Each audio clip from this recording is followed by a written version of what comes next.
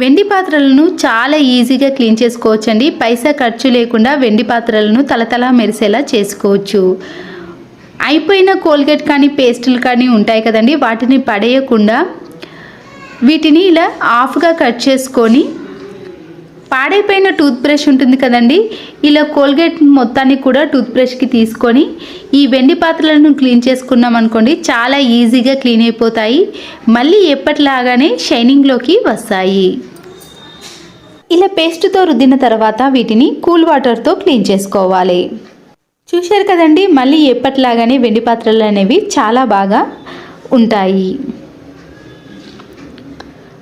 ఆ తర్వాత మీకు మరొక టిప్ని కూడా చూపించబోతున్నాను.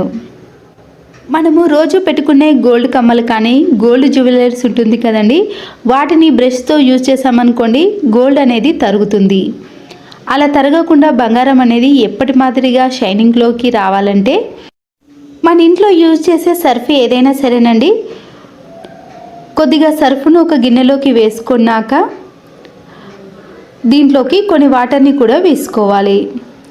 ఇలా వాటర్ని వేసిన దాంట్లో మనము గోల్డ్ జ్యువెలరీస్ని వేసి 1 అవర్ పాటు ఉంచామనుకోండి, ఎలాంటి బ్రష్తో రుద్దకుండానే గోల్డ్ కమ్మలు అనేవి కొత్త వాటిలా మెరిసిపోతాయి.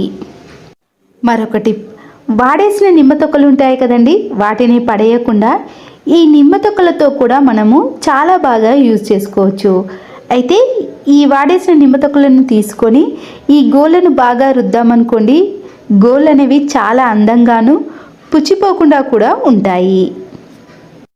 ఇలాంటి వాటితోటే పైసా ఖర్చు లేకుండా మనము చాలా బాగా యూజ్ చేసుకోవచ్చు.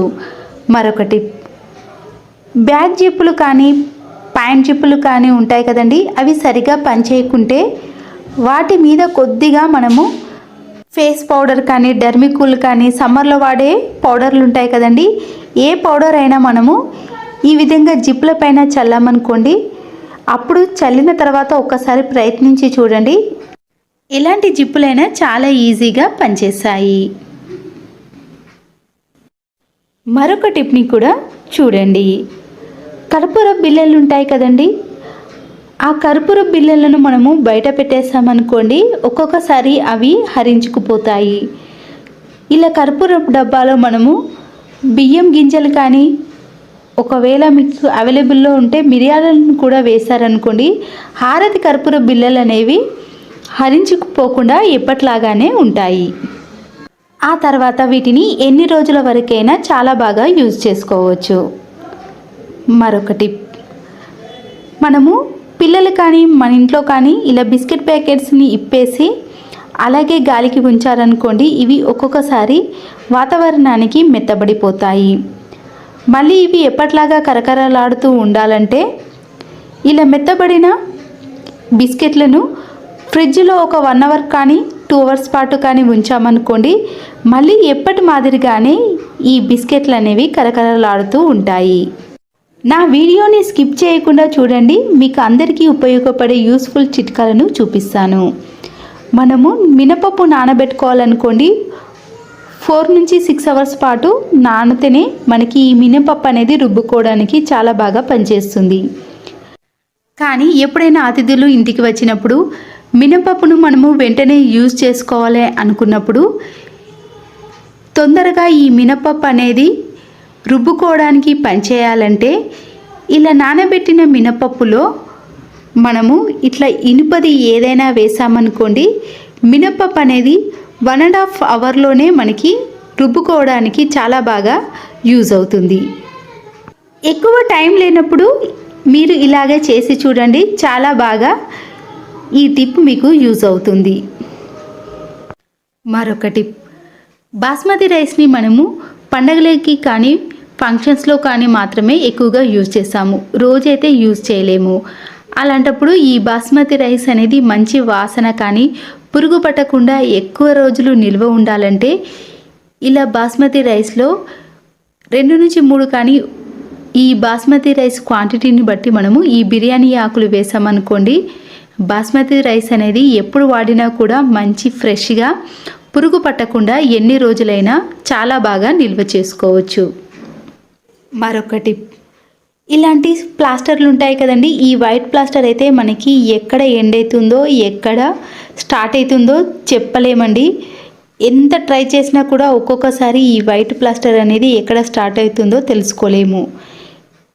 అలాంటప్పుడు మనము ఇలాంటి వైట్ ప్లాస్టర్ని తీసుకొని ఏదైనా కలర్ దారం ఉంటుంది కదండి, ఆ కలర్ దారాన్ని ఈ వైట్ ప్లాస్టర్ స్టార్టింగ్లో మనం వేసామనుకోండి, మనకి ఏ టైంలో అయినా చాలా ఈజీగా ఈ ప్లాస్టర్ స్టార్టింగ్ అనేది కనబడుతుందండి. ఎప్పుడు కావాలంటే అప్పుడు మనము ఈ దారాన్ని తీసామనుకోండి, అప్పుడు ఈ వైట్ ప్లాస్టర్ అనేది వచ్చేస్తుంది. ఎక్కువగా వెతకాల్సిన అవసరము ఉండదు, టైం కూడా చాలా బాగా సేవ్ అవుతుంది. ఈ టిప్ కూడా అందరికీ యూజ్ఫుల్ అవుతుందని నేను అనుకుంటున్నాను. మరొక టిప్ని కూడా చూసేయండి. మనము రోజు వాడే కత్తెరలు అనేవి యూజ్ చేసిన కొద్దీ వాటి షార్ప్నెస్ అనేది తగ్గిపోతుందండి. ఇలా సన్నుపును తీసుకొని ఈ కత్తెరని దాంట్లో బాగా కట్ చేసామనుకోండి, షార్ప్నెస్ అనేది మళ్ళీ ఎప్పటి మాదిరిగానే వస్తుంది. ఇక్కడ చూడండి, నేను వీడియోలో చూపించిన మాదిరిగా చేసి చూడండి. ఒక 5 మినిట్స్ చేయండి చాలు, అంతేనండి. మళ్ళీ ఎలాంటి వాటినైనా చాలా ఈజీగా కట్ చేసుకోవచ్చు. కత్తెరని కాకుండా నైఫ్ని కూడా ఒక 5 నిమిషాల పాటు సాల్ట్లో ఉంచి చూడండి, మళ్ళీ అవి కూడా పదునులోకి వస్తాయి. మరొకటి,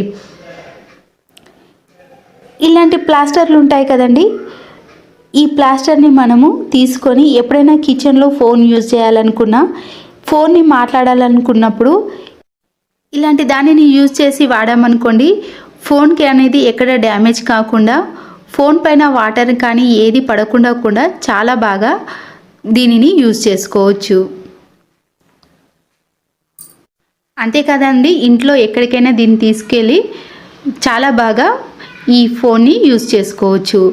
కిచెన్లో అయితే ఇది బాగా యూజ్ అవుతుందని నేను అనుకుంటున్నాను. మరొకటి, ఇంట్లో మనము తాళాలు యూజ్ చేసినప్పుడు ఒక్కొక్కసారి వీటిని ప్రెస్ చేసామనుకోండి, అవి గట్టిగా అయిపోతాయి. అసలుకి తాళం వేసేటప్పుడు చేతి కూడా ఒక్కొక్కసారి నొప్పి లేస్తుందండి. ఈ తాళాలు వేయాలన్నా కూడా వేయకుండా అయిపోతాయి.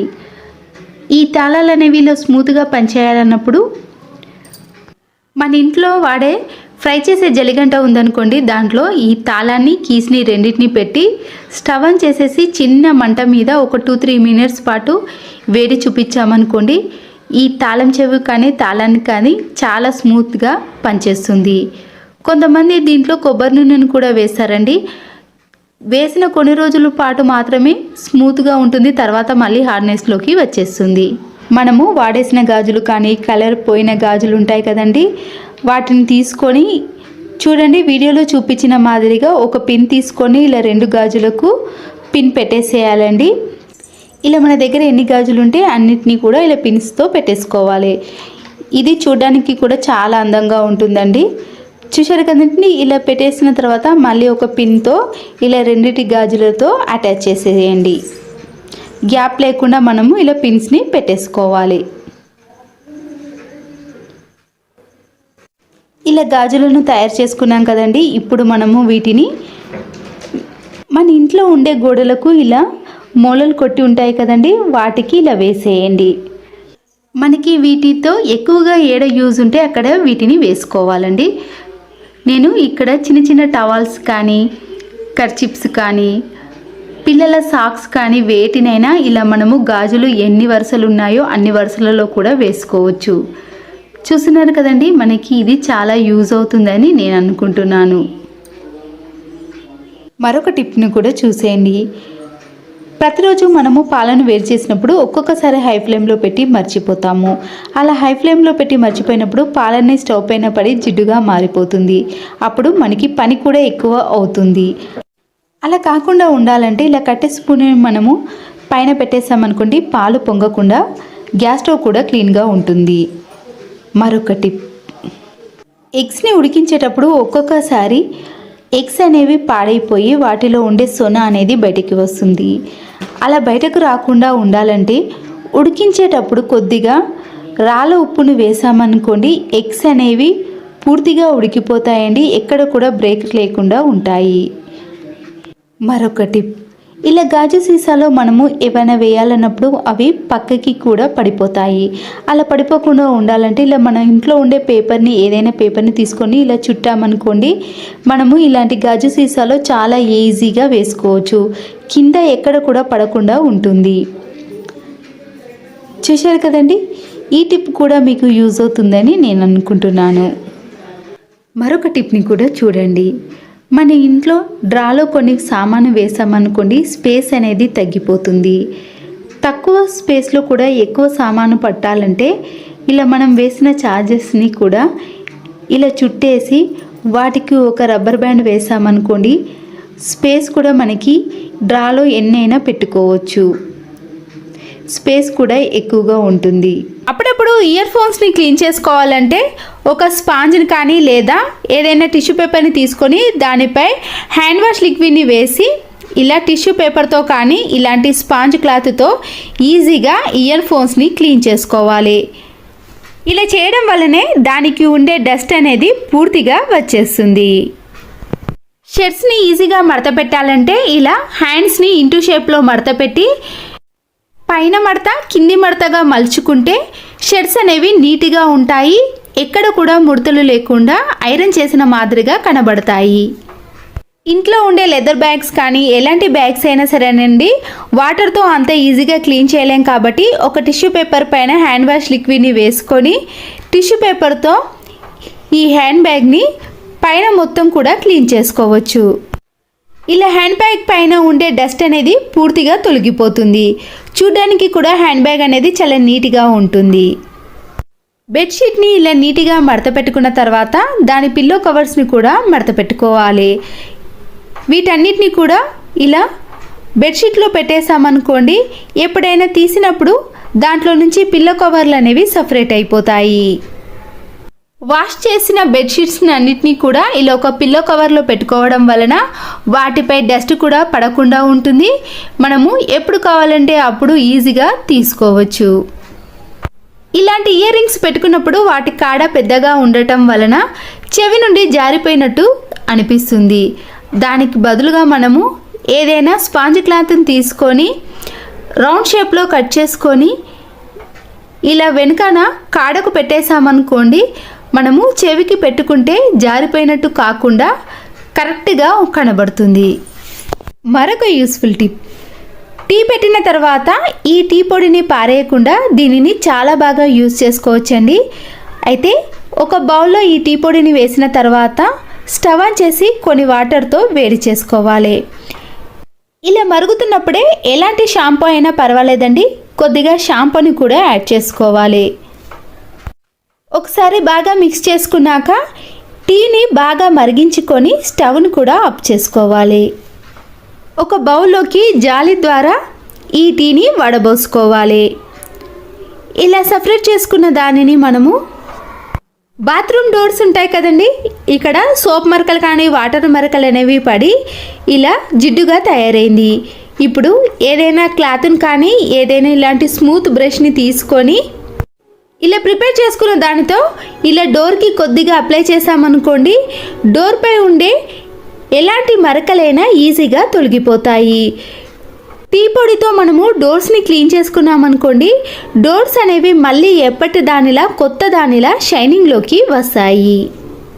ఇలా వాటర్తో క్లీన్ చేసుకొని చూడండి, ఒక్కసారికే ఈ డోర్స్ అనేవి మళ్ళీ ఎప్పటిలాగా నీట్గా కనబడతాయి.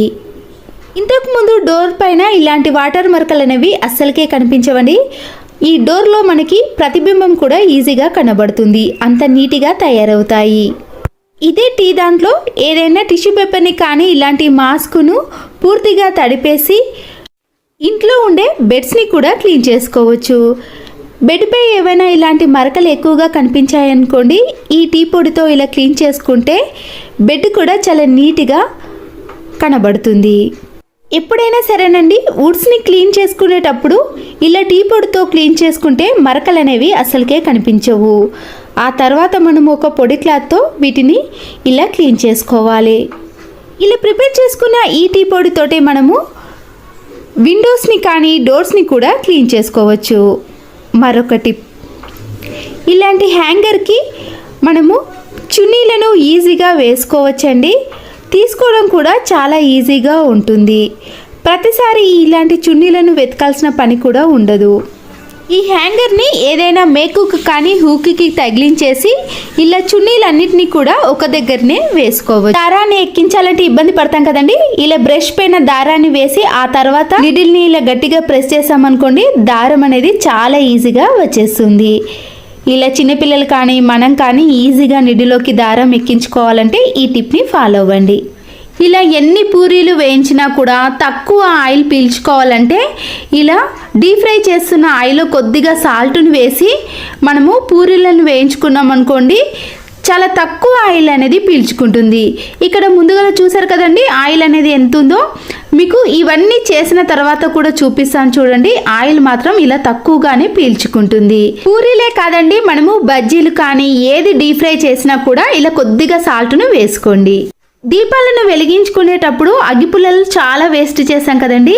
ఇలా ముందుగా వత్తికి నెయిల్ పాలిష్ని అప్లై చేసి ఇలా అగ్గిపుల్లను వెలిగించేసామనుకోండి, త్వరగా దీపాలు అనేవి వెలుగుతాయి, అగ్గిపుల్లలు వేస్ట్ కాకుండా ఉంటాయి. రఫ్గా ఉన్న స్క్రబ్బర్స్ ఉంటాయి కదండి, దాంతో మనము నైఫ్ని కానీ సీజర్స్ని కానీ ఇలాంటి బ్లేడ్లను కూడా షార్ప్గా చేసుకోవాలంటే ఇలాంటి స్క్రబ్బర్తో చాలా ఈజీగా షార్ప్నెస్లోకి తెచ్చుకోవచ్చు. అప్పటికప్పుడు పిల్లలకి ఏదైనా చేసి పెట్టాలంటే గోధుమ పిండిలో కొద్దిగా సాల్ట్ను వేసి ఇలా కొన్ని వాటర్ని యాడ్ చేస్తూ మరీ గట్టిగా కాకుండా కొద్దిగా లూజ్గా కలుపుకోండి. ప్యాన్ అనేది బాగా వేడెక్కిన తర్వాత ఇలా కలుపుకున్న పిండిని ఈ ప్యాన్ పైన వేసేయండి. కొద్దిసేపటి తర్వాత 1 or 2 డ్రాప్స్ ఆయిల్ వేయండి. మరొక వైపు కూడా టర్న్ చేసుకోవాలి. ఇలా రెండు వైపులా వేగిన తర్వాత చూడండి చాలా సాఫ్ట్గా వస్తాయి. పిల్లలు కూడా చాలా ఇష్టంగా తింటారు. కొబ్బరి పీచు ఉంటుంది కదండి, ఇలా ఒక స్టిక్కి మనము చుట్టేసి రబ్బర్ బ్యాండ్ వేసామనుకోండి, పూజ గదిలో ఇలా క్లీన్ చేసుకోవడానికి కానీ లేదా ప్యాన్ పైన ఆయిల్ని అప్లై చేయడానికి ఇది చాలా బాగా యూజ్ అవుతుంది. సైజుని చూసుకొని దీంట్లో ఇలా సమభాగాలుగా కట్ చేసుకోవాలి. అలాగే ఇలా పైన కూడా కట్ చేసుకున్నాక దీంట్లో నైఫ్ని కానీ సీజర్స్ని కానీ పెట్టుకోవడానికి వీలవుతుందండి. డైరెక్ట్గా బయటకి తీసుకెళ్ళాలి అన్నప్పుడు ఇలా స్టాని కట్ చేసి పెట్టుకున్నాం అనుకోండి, బ్యాగ్స్కి కానీ లేదా మనకి కూడా సేఫ్గా ఉంటుంది. వంకాయల్ని కట్ చేసినప్పుడు అవి త్వరగా నల్లబారకుండా ఉండాలంటే ఇలా కొన్ని వాటర్లో సాల్ట్ను పసుపును వేసామనుకోండి, అవి చాలాసేపు కూడా ఇలా ఫ్రెష్గానే ఉంటాయి. ప్రెషర్ కుక్కర్లో పప్పు నానబెట్టకపోయినా త్వరగా ఉడికిపోవాలి అంటే ఇలా పప్పులో కొన్ని వాటర్ని వేసిన తర్వాత 1 టీ స్పూన్ కానీ లేదా చిన్న బౌల్ కానీ వేయండి. ఆ తర్వాత కొద్దిగా పసుపును ఆయిల్ని వేసామనుకోండి, ప్రెషర్ కుక్కర్ యొక్క విజిల్ వచ్చినప్పుడు అది పొంగకుండా ఉంటుంది. పప్పు కూడా చాలా త్వరగా ఉడికిపోతుంది. చూసారు కదండి పప్పు అనేది ఎంత మెత్తగా ఉడికిందో. కర్పూర బిళ్ళలను ఇలా స్మాష్ చేసుకోవాలి. దీంట్లోకి కొద్దిగా మాత్రమే షాంపూను యాడ్ చేయాలండి. మనం తీసుకున్న దాన్ని బట్టి కొన్ని వాటర్ని యాడ్ చేస్తూ ఇలా మిక్స్ చేసుకోవాలి. ఒక కాటన్ క్లాత్ని తీసుకొని ఇప్పుడు ఈ వాటర్ని కొద్దిగా తడిపేసి మన ఇంట్లో ఉండే ఫ్రిడ్జ్ డోర్ని ఇలా నీట్గా క్లీన్ చేసుకున్నాం అనుకోండి, బొద్దింకలు కానీ మన ఇంట్లో ఉండే బ్యాడ్ స్మెల్ అనేది రాకుండా ఎప్పుడు చూసినా కూడా మంచి సువాసన అనేది వస్తుంది.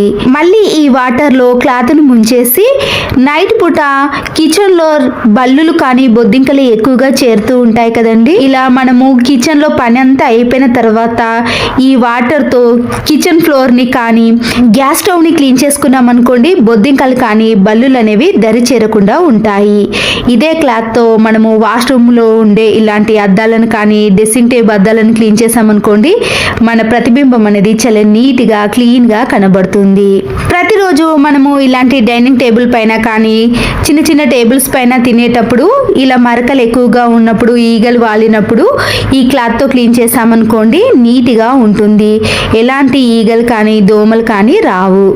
మరొక యూస్ఫుల్ టిప్, ఇలాంటి ప్యాకెట్స్లో కానీ మనము అగరబత్తులను వాడినప్పుడు స్మెల్ అనేది ఎక్కువగా రాకుండా ఉంటుందండి.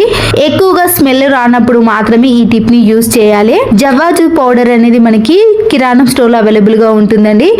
దాని పొడిని మనము కొంచెం ఈ అగరబత్తుల పైన ఇలా బాగా రుద్దేశామనుకోండి, ఆ పొడి అనేది మంచి సువాసన అనేది వస్తుంటుంది.